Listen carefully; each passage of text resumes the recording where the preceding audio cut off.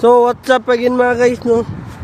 So ayan guys, so new wrap snackers guys, 2 for $7 guys, no? So ayan guys, flavors 2 for 4 guys, no? Ayan guys, sa Tim Hortons yan guys. So 336 pa yung bus na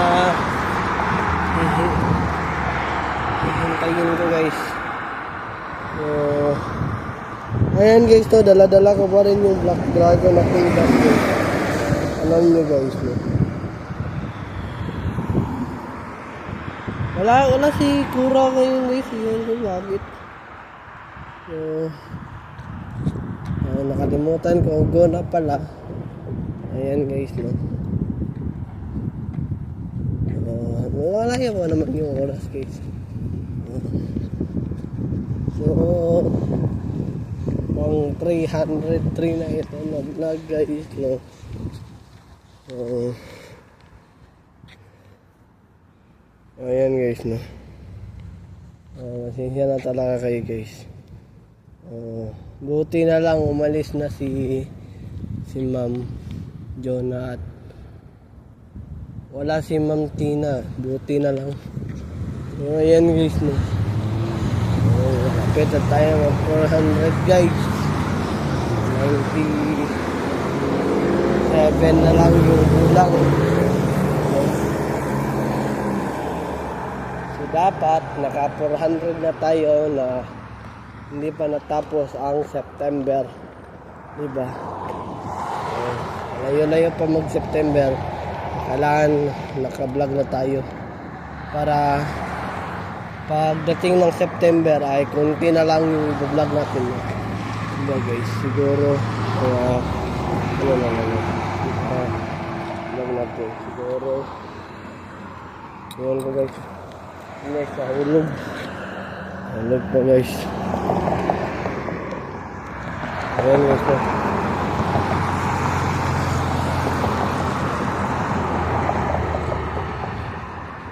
Ayan guys, no? Pasensya na talaga kayo guys, no? Medyo malikot yung camera natin.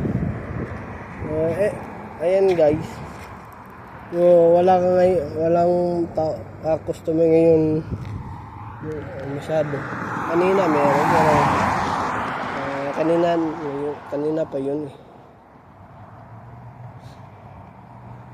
So napaalam ako kay Mohini.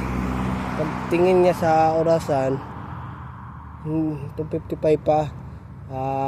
Sinabihan ko siya na sa kabila. So in English ko, ladder clock. That is late. Alam niya na late yan. So ayan guys, no? Sinasadyan nila talaga na mag-extend yung mga anong tawag nito, mga employee nila. Kung may store ako na halimbawa ganyan guys, Tim Hortons, tapos may manager ako na kupal, tapos nilate pa, anong tawag na to, iniban niya yung isang orasan para nandyan pa yung employee, diba guys? Ang gagawin ko niyan, tatanggalin ko talaga yan guys, kasi hindi maganda sa negosyo guys. Makakasira lang guys, no? Sa negosyo guys, alam nyo na guys, makakasira lang sa negosyo, diba guys? Biruin nyo.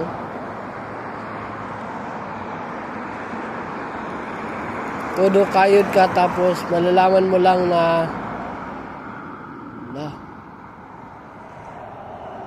overtime na pala itong employee ko. Sige, ako yung may-ari nito, ako yung magtatanggal.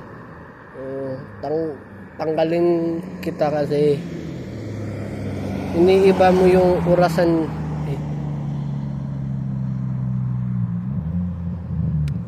ino-opposite mo yung oras. Halimbawa, 10:50, 10:45 yung nakalagay para ano, diba? Ganyan ko guys, ganyan ako guys. Kung may store ako, tanggalin ko talaga guys kasi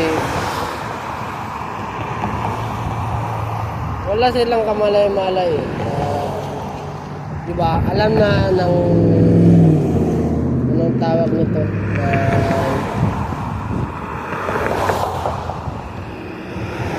Alam na ni Mahini, diba? Ayan. Gusto ko magreklamo sila sa head manager para naman matanggal na sila.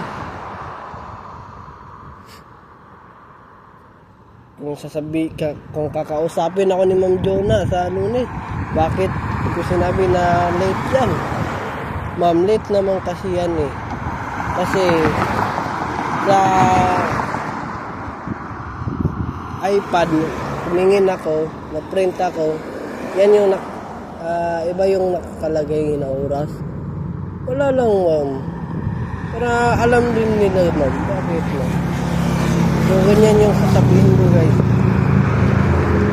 Kasi naawa ako sa mga tao guys.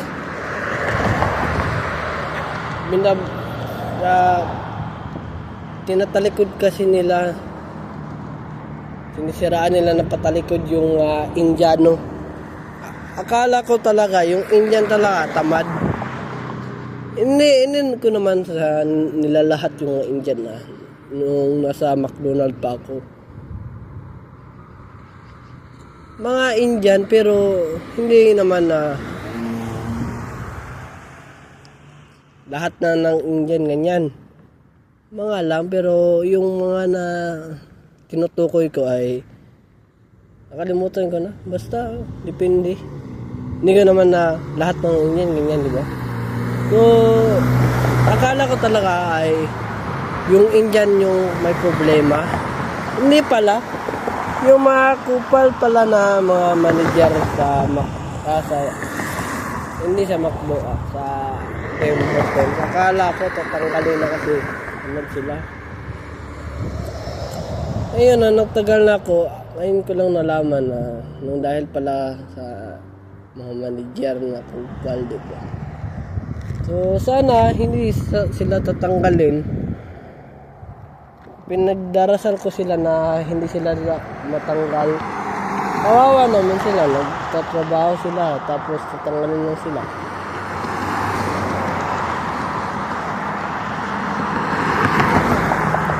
Diba guys? Kawawa si Mahini, binaligtad daw niya si Jonah. Binaligtad. Sana makarma si Ma'am Jonah, no? Makarma talaga kasi naawa ako kay Mahini. Ginagawa naman niya yung best niya. Kaso lang si Jonah, si Tina, at si Perlita, di ba? Kupal eh. Hindi sila dapat tawaging ma'am, ate kasi naalala ko yung sinabi ng senior ko sa criminology. Huwag mong irespeto ang isang tao kung hindi naman nire-respeto niya yung sarili niya. Diba? Tama. Hindi mo siya re-respetuhin kasi yung sarili niya nga, hindi niya nirespeto eh. Yung ibang tao pa kaya. Diba guys? Yan yung naalala ko sa sinabi ng senior ko. Si Sir Agawin yun guys. No? Sir Agawin. Apelyido lang yung nalalaman ko eh. Agawin ba yun? Ewan ko kung anong pangalan. Mabait yun guys, mabait yun. Under ngayon sa history 007 sa first year, first sem.